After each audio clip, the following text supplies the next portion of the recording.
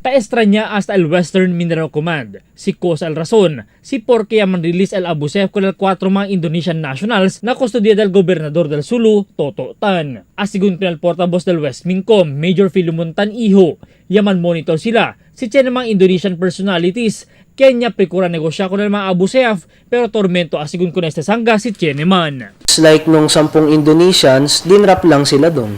So kung how, paano, hindi na kami privy doon kasi we're concentrating on operations. Dire-diretso yung operations natin sa Sulu ngayon. Actually, minomonitor naman natin kung sino yung mga tao na pumapasok. Pero then again, hindi naman yun operational. So, hindi naman kasi lahat ng Indonesians sa papasok dyan, malalaman natin ang pakay. Pwede nilang sabihin na negosyante sila o kung ano man ang pakay. Na otro source del news team, tiene asigun 50 million valor de ransom, el yalega na Abu Sayyaf en cambio con el librada del mga Indonesian nationals. Mas temprano, 10 mga Indonesian nationals también el yakin na biktima de kidnap na tawi-tawi, el yaman release na kustodiya del Sulu local government. Just like the 10 Indonesians na na-release earlier, bali dinala sila sa bahay ni Governor Toto Tan, then it was agreed upon na ito-turn over sila kay General De La Vega of Joint Task Group Sulu and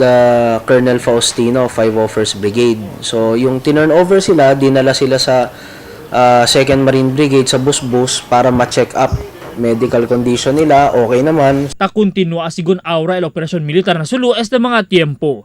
Albert Luna, Dateline Zamboanga.